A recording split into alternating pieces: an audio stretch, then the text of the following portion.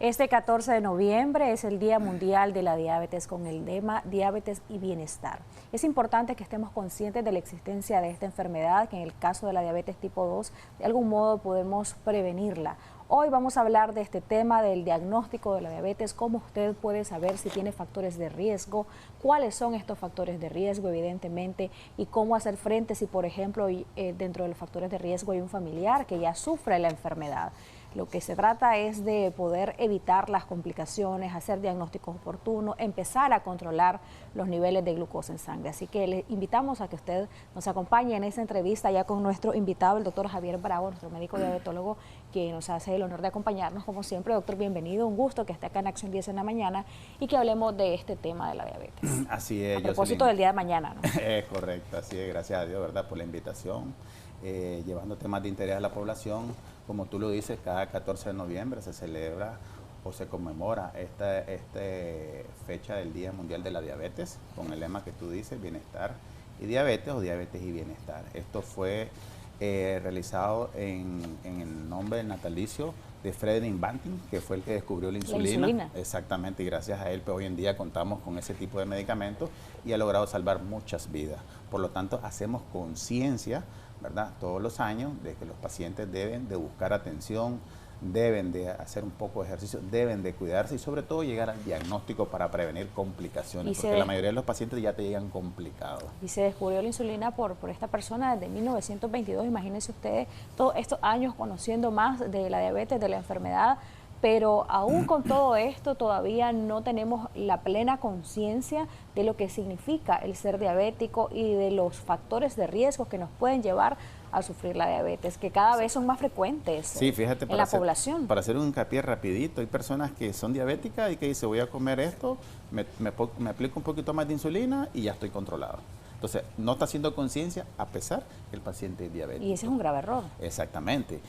No existe aquel momento de que voy a aprovechar y no me va a pasar nada. Eso se va complicando, el cuerpo va creando memoria, de tal manera que al final de los años el paciente termina en una complicación grave como la que hemos venido hablando, la neuropatía, la polineuropatía, problemas renales, problemas visuales, ¿verdad? Doctor, para explicar a nuestra audiencia en términos sencillos, cuando decimos es diabético, es diabética, ¿qué es lo que pasa en nuestro cuerpo? ¿Qué es lo que ocurre en todo nuestro sistema digestivo, en todos los sistemas del cuerpo? Porque evidentemente la diabetes afecta a todas las funciones del cuerpo. Exactamente. Para hacerlo de manera sencilla, Jocelyn, el páncreas es un órgano que lo tiene todos los pacientes, todas las personas, y produce insulina, de tal manera que cuando el paciente ingiere alimentos, estos son metabolizados en el cuerpo y ahí entra el páncreas a producir insulina de tal manera que esta glucosa entre a la célula y se mantenga de manera activa, o sea, como energía al cerebro. Cuando hay una deficiencia pancreática, como el diabético tipo 1, no hay producción total de insulina por un efecto, digamos, genético, este paciente deja de producir insulina de tal manera que la glucosa empieza a mantenerse en sangre y empieza a elevarse. No logra entrar a la célula, entonces el paciente empieza a consumir más, crea resistencia y viene el problema. En el caso del diabético tipo 2, el páncreas produce insulina, pero el mismo organismo lo está atacando. O sea, la misma persona lo está atacando ¿cómo? Ingiriendo demasiada cantidad de azúcares, demasiada cantidad de comida. El paciente va subiendo de peso, entonces el páncreas, al ver que hay demasiada glucosa en sangre, empieza a producir más insulina y eso hace un efecto negativo, de tal manera que se provoca algo que se llama resistencia a la insulina, que eso es lo que hace que a nivel celular la glucosa no logre entrar, se produce más insulina y al final esta cantidad de insulina corta el mismo proceso y hace que ya no se siga produciendo insulina, de tal manera que ya la glucosa queda en sangre y el paciente debuta con una diabetes. De tal forma que si el paciente no hace conciencia en la alimentación, obviamente va a aparecer con este problema. Por eso es que decimos que la diabetes tipo 2 de alguna forma es prevenible. Y tenemos en pantalla también algunos de los factores de riesgo. Por eso vienen clasificados en modificados y no modificados, porque los modificados son aquellos que nosotros le decimos al paciente, vea, los vamos a modificar para que usted controle su enfermedad o la desaparezca en los primeros 3 meses, como podemos ver la obesidad, el alcoholismo, el sedentarismo, el tabaquismo, la diabetes estacional inclusive, y aquellos pacientes que tienen colesterol y triglicéridos alto. Entonces, estos factores, si nosotros los modificamos en el primer inicio de la consulta, a los primeros 3 meses, este paciente puede revertir la condición que tiene de resistencia a la insulina y el paciente puede vivir bien, sin necesidad de tratamiento. ¿Qué pasa cuando el paciente empieza a tener este tipo de síntomas y no cumple con el orden que le da el médico, el paciente desarrolla la diabetes en los siguientes 3 meses. Y estamos hablando de la diabetes tipo 2, porque la diabetes tipo 1 normalmente no empieza con la obesidad. Simplemente el paciente debuta, se ponen delgadito y ya debutan con una cetoacidosis, esa es una complicación mayor. Y o sea que tiene una carga genética importante. Exacto. La diabetes tipo 1. Y ahí está metido lo que es los factores no modificables, por ejemplo el papá, los abuelos, los hermanos con diabetes tipo 2, o ser mayor de 45 años, que son factores de riesgo no modificables, o la mujer que tiene síndrome ovario poliquístico también, que lo hice mención ahí, te pueden llevar a este tipo de problemas porque estamos hablando de situaciones hormonales en caso de las mujeres que te pueden llevar a diabetes. Entonces, ya del hecho de que tengas padres, abuelos o hermanos con diabetes, tú ya tienes un factor de riesgo. ¿Qué significa factor de riesgo? La probabilidad de desarrollar diabetes en cierto periodo de tiempo, en menos de 5 años. Entonces, creo que hay que hacer conciencia de que realmente la enfermedad sí existe. Ahí vamos a ver algunos datos, cómo está la población a nivel mundial. Nos vamos a dar cuenta que está avanzando a pasos agigantados.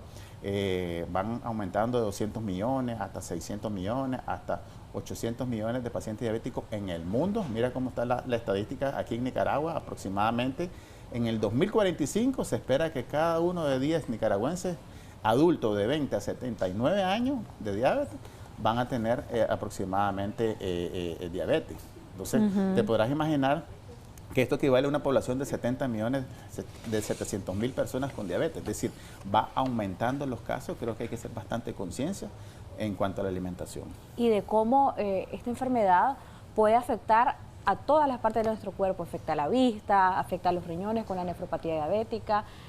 Es decir, afecta a todos nuestros sistemas. Exactamente. Si nosotros hacemos un círculo y en medio ponemos la diabetes, podemos notar que hacia la derecha afecta el corazón, hacia el otro lado afecta el hígado, hacia el otro lado afecta el corazón, afecta todo lo que es solamente la parte de la glucosa. Cómo destruye meramente lo que es la parte del sistema nervioso, y de tal manera que esto hace que el paciente vaya teniendo complicaciones tanto renales, cardíacas, de neuropatía y a nivel cerebral.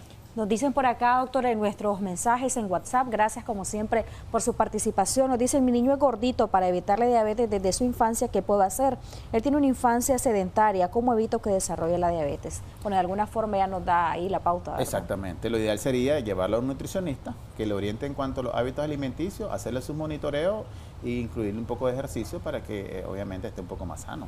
Preguntan si amanecer con el paladar dulce tiene que ver con la diabetes. No, no tiene mucho que ver. Ok, nos dicen por acá, me hicieron unos exámenes y dicen que soy prediabética. ¿Esto es ser diabética o no? En realidad este concepto es como muy discutible, ¿verdad? Sí, fíjate que la prediabetes se clasifica en los primeros 3 meses del descubrimiento del diagnóstico. Se da 3 meses a ese paciente para revertir eso. Si dentro de 3 meses no se revierte, ese paciente pasa al diagnóstico ya de diabetes. Tuve un accidente y me declararon con diabetes tipo 2 dentro de los análisis que me hicieron en ese momento por el accidente. Al año me la volví a hacer la glucosa y me salió de 52 gramos, nos dice, qué extraño. No recuerdo la medida, me imagino precisamente que no la recuerda porque no es esa normalmente. Soy o no diabético, siempre hago ejercicio y me he descompensado y tengo que tomar algo dulce cuando hago demasiado ejercicio. ¿Qué me recomienda? Bueno, no se acuerda de la cifra en el glucómetro, pero 52 fíjate, no puede ser, ¿verdad? Esto está muy por debajo de lo normal. Por debajo de lo normal, menos de 60. Fíjate que ese término de la glucosa en ayuna es bastante controversial porque casi la mayoría de los pacientes se hacen la glucosa en ayuna y como está normal, entonces no le ponen mente. Pero si tiene factores de riesgo, entonces hay que hacer otros exámenes específicos como la hemoglobina glicosilada, como la glucosa postprandial, o sea, después de las comidas, o insulina en ayunas para determinar cómo están esos valores y llegar a un diagnóstico, porque solamente la glucosa en ayunas es un parámetro, pero existen otros que te pueden llevar meramente al diagnóstico. Preguntan por acá cuáles son los efectos secundarios de la insulina. Hipoglicemia, solamente bajón de azúcar, nada más. Ok. Hola, buenos días, saludos y bendiciones. A mi marido le diagnosticaron diabetes tipo 2, pero él compró un medicamento que según él pues y lo que le dijeron le controlará la enfermedad y según la cura él nos inyecta desde enero el medicamento y quiero saber si esto es malo o qué me recomienda. Nos dice el nombre del fármaco, pero pues no podemos leerlo, sí le podemos pasar ahí el nombre al doctor posterior. Claro, Jocelyn, la mayoría de los pacientes les ocurre eso. He tenido muchos pacientes que abandonan el tratamiento porque se hacen la glucosa en ayuna todos los días, dicen la tengo normal, por lo tanto mejor no me inyecto porque me puede bajar el nivel de azúcar. Creo que es un grave error quitar el tratamiento completo ya una vez teniendo el diagnóstico. Lo que puede hacer es disminuir la dosis, asistir a la consulta para darle un seguimiento porque las complicaciones después son fatales. Ok, vamos a entrar entonces ya a la parte del diagnóstico. ¿Cómo saber si somos o no diabéticos? Y que ya te digan, porque siempre hay como que duda, no es que es prediabético, es que hay que hacer otro estudio, otros análisis en sangre. Y hay un caso que nos puede dar la pauta para ahí entrar a esta parte, doctor. Nos dice una dama que nos sintoniza: buen día, ayer le hice pruebas de hemoglobina glicosilada a mis hijos de 8 y 15 años. Como resultado me dijeron que el de 8 años le salió 5.4 y en el caso del de 15, 5.5. ¿Son prediabéticos, doctor? Le agradezco su respuesta de antemano. Fíjate que la hemoglobina glicosilada es para valorar tu glucosa 3 meses atrás y determinar si el paciente ha tenido o no problemas de diabetes. Cuando hablamos de hemoglobina glicosilada, el valor normal es menos de 5,5, ¿verdad? Hacia abajo. Ya de 5,5 a 6,4, ya estamos hablando que el paciente puede tener prediabetes. Y después de 6,5 hacia arriba, el paciente es diabético. Como te decía, ese solamente es un valor que nos determina o nos orienta cómo está la glucosa en ese momento, pero creo que hay que someterlo a otros tratamientos continuos, a otros exámenes de laboratorio, como es la insulina en ayuna, ver cómo está, si su páncreas, de lo que hablamos al inicio, está produciendo demasiada insulina para que su glucosa esté normal o está produciendo poca insulina para que su glucosa esté normal. Hacer la prueba de tolerancia, que significa llevarlo al laboratorio, darle a consumir algo de glucosa y hacerle su muestreo como una curva a la hora, a las 2 horas y a las 4 horas. Con esos parámetros, incluyendo la hemoglobina glicosilada, podemos clasificar al niño si está o no en diabetes. Y lo otro es ver si tiene factores de riesgo, como lo que estábamos mencionando. Si su mamá, si su papá son diabéticos, lo más sencillo sería darle su seguimiento. La otra pregunta es, ¿soy prediabético o prediabética? Es bien frecuente la pregunta, está hoy en los comentarios, en los mensajes, preguntan si se puede revertir y no llegar a ser diabético. Exactamente. Decíamos de que la prediabetes se puede revertir en los primeros 3 meses si el paciente asume de que realmente tiene esa condición, si el paciente hace ejercicio, si el paciente evita los alimentos que le puedan causar la elevación de la glucosa, si hace cambio en el estilo de vida, si duerme bien, si disminuye el estrés, si disminuye el alcohol, si disminuye el cigarrillo, todos los factores que puedan estar incluyendo en eso. Y si disminuye también el colesterol y triglicéridos, el paciente revierte esta condición y queda libre, pero queda con el factor de riesgo, que es la prediabetes. Ya tuvo prediabetes, si no se cuida, entonces probablemente al año, a los 2 años, puede debutar ya con diabetes. Tengo resistencia a la insulina, nos dicen en nuestros comentarios en Facebook. Hace 9 meses pesaba 210 libras, ahora peso 170, tengo 21 años y mido 1.60 metros. ¿Cuánto debería de pesar para revertir mi resistencia a la insulina? También otro caso: buenos días, doctor, tengo 46 años y hace una semana he presentado síntomas de mareo. Me hice la prueba de la glucosa y me salen 136. Nos dicen por acá, si no, otro caso, si no como algo dulce en el día, me siento decaído. ¿Eso qué significa? Fíjate que para la televidente que está escribiendo, lo que le puede dar el TICS es cómo se saca el índice de masa corporal, porque aquí lo tiene que hacer con calculadora. Es el peso sobre la talla al cuadrado, multiplica la talla y eso hace la división con el peso en kilo. Y si da de 26 a menos, es normal. Si da de 26 a 30 es sobrepeso y si da de 30 en arriba es obesidad grado 1, 2 y 3. Entonces, si lo hace de esa manera y sale menos de 26, es el peso ideal. El peso ideal. Si sale menos de 26, sale 25 o 24. Lo podría hacer de esa manera, ¿verdad? Con la otra persona que dice que consume algo dulce, creo que eso es algo que el paciente ya lo viene haciendo de manera de costumbre, porque he tenido ese tipo de pacientes.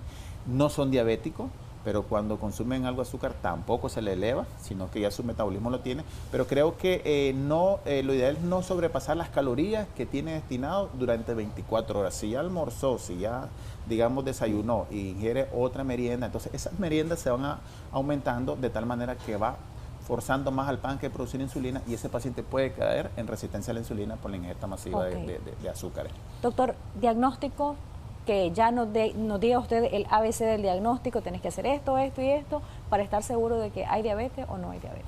Lo primerito, que el paciente tenga factores de riesgo, desde ahí ya tenemos uno. Lo segundo, que el paciente tenga síntomas, por ejemplo, orinadera masiva, mucha sed, pérdida de peso, que de pronto son 38, pierden 3 tallas, ya el segundo diagnóstico. El tercero, una glucosa en ayuna arriba de 126. Ya cualquiera que llegue o tiene un familiar, se lo chequea con un glucómetro y le salió en ayuna, 8 horas sin ingerir alimento, 135, 140, 150, ojo, ir al laboratorio y hacerse los otros exámenes, que en este sería la prueba de tolerancia, la hemoglobina glicosilada, insulina en ayuna o insulina postprandial. Esos 4 exámenes de laboratorio llegan al diagnóstico. Entre más temprano diagnostiquemos a la persona, menos evitamos complicaciones, menos el paciente se le eleva la presión, menos se daña lo que es la parte del riñón. Por lo tanto, creo que una detección temprana, y no solo en la diabetes, en cualquier tipo de enfermedad, en la presión, en el cáncer, en cualquier tipo de patología, entre la detección se hace más temprana, menos se dan las complicaciones. El tratamiento, doctor, una vez tenemos el diagnóstico, ¿cómo elegir el tratamiento? Va a depender mucho del tipo de diabetes, va a depender mucho de la cifra, de qué tan descontrolado tengamos el nivel de azúcar en sangre, porque he escuchado de casos que hasta llega a 400, imagínense. Exacto, fíjate que el tratamiento, todas las guías internacionales que existen a nivel mundial, implica lo que es cambio estilo de vida, Número uno. Principal, ¿verdad? La alimentación, el sedentarismo, el ejercicio, todo lo que es estilo de vida, cambiarlo inmediatamente, darle una vuelta de 360 grados para que el paciente logre revertir. Pero pacientes que se le diagnostica a esa edad se le puede mandar tratamiento oral, ¿verdad? Para mientras cambia el estilo de vida. Y si es posible, que ya tengo algunos pacientes que revierten lo que es la parte de la glucosa con el estilo de vida, se le puede suspender el tratamiento y mantenerse solamente con hábitos alimenticios. Pero obviamente el paciente tiene que ser estricto, tiene que saber lo que va a desayunar, lo que va a almorzar y lo que va a cenar. No hacer muchas meriendas, no ingerir nada azucarado, y eso le va a ayudar bastante a evitar complicaciones. Por lo tanto, lo principal es el estilo de vida y después viene el tratamiento. ¿Qué pasa con algunos pacientes que se le diagnostica la patología de manera agresiva? De manera que el paciente ya anda con una hemoglobina de 10 al primer diagnóstico que se presenta. Ese paciente amerita insulina. Y lo primero que el paciente es echarse para atrás y decir, no, si estoy empezando con la enfermedad, ¿cómo me va a poner insulina, doctor? Entonces creo que la insulina en ese momento es importantísimo para revertir lo que está en complicado en el nivel de glucosa. Cuando esa hemoglobina va bajando hasta 7 o 6.5, lo sometemos a tratamiento oral. Es decir, que no va a ser el tratamiento de manera permanente con insulina, pero sí lo amerita. Ya las guías están claras de que un paciente descompensado es insulina. Luego pasarlo a hipoglicemiantes orales. Ok, doctor, sus recomendaciones de cierre ya para nuestra audiencia que nos sintoniza, aquellas damas que, por ejemplo, están en el proceso de gestación y que evidentemente quizá no planearon el embarazo en el sentido de prepararse, tomar las vitaminas necesarias, controlar su glucosa. ¿Qué recomendación les da específicamente? Porque también tenemos un factor importante que es la diabetes gestacional y que ya después se quedan siendo diabéticas en muchos casos. Exactamente, no solo porque estamos con actividad el 14 de noviembre, ¿verdad?, del Día Mundial de la Diabetes, sino que también podríamos decir que todos los días hay que estarse haciendo sus monitoreos para determinar y descubrir todos aquellos pacientes que aún no tienen el diagnóstico. En caso de que los pacientes ya tengan un diagnóstico, seguir su tratamiento con el médico que los está valorando. En el caso de las embarazadas, pues obviamente antes de salir embarazadas, pues lo recomendable es que se cuiden, que cambien sus estilos de vida, que bajen de peso para tener un embarazo saludable. Y si ya tienen el diagnóstico de diabetes gestacional, que cada vez es más estricto los cortes, antes se hablaba de 92, ahora están buscando cómo hacerlo de 88, quizás menos, de tal manera que este paciente no tenga complicaciones durante ese embarazo y posteriormente del embarazo buscar ayuda profesional para evitar que este factor de riesgo desencadene ya lo que es la diabetes tipo 2 y no quede tomando fármaco de por vida. Y por último, pues mantener su glucómetro. Siempre es importante que todos los pacientes tengan un aparatito, porque ahí nos vamos a dar cuenta si el paciente está haciendo bien o mal lo que es la parte de la alimentación, porque casi la mayoría de los pacientes se complican con la glucosa después de las comidas. La mayoría te dice, tengo la glucosa bien en ayuna, pero cuando ya pasan, digamos, 2, 3 de la tarde, andan la glucosa entre 300 y 400, y ahí es donde vienen ya las complicaciones crónicas que determinan ya el daño. El paciente puede terminar en amputación, el paciente puede terminar en diálisis a corta edad. Hay pacientes de 40 años que ya se están dializando, imagínate, o hay pacientes que ya están amputados a esa edad. Por lo tanto, creo que es importante hacer conciencia de que la diabetes te va destruyendo poco a poco todo lo que tú dices, los órganos. Así es. Muchas gracias, doctor. ¿Cómo le contactamos? Estamos ubicados en la Colonia del Periodista, de la Plaza Julio Martín, una cuadra arriba, en horario de atención de las 9 de la mañana a 5 de la tarde. Los sábados igual, de las 9 de la mañana a las 5 de la tarde. Ahí aparece el número de pantalla donde me pueden hacer la llamada. Con gusto les vamos a responder, y si no pueden asistir, pues por vía WhatsApp también pues podemos darle una orientación, por lo menos para que el paciente se ayude pues, con esto de la diabetes, porque esto es bastante serio. La diabetes hace que, digamos, como lo dice la literatura, de 1 de cada 10 nicaragüenses está padeciendo de diabetes. Entonces creo que las estadísticas nos muestran un detalle cómo viene a futuro si el paciente no se cuida. Definitivamente. Gracias, doctor, nuevamente por habernos acompañado. A usted que participó del segmento también muy agradecidos por ese cariño y esa confianza con Acción 10 en la mañana. Tenemos más después de la pausa. Ya volvemos.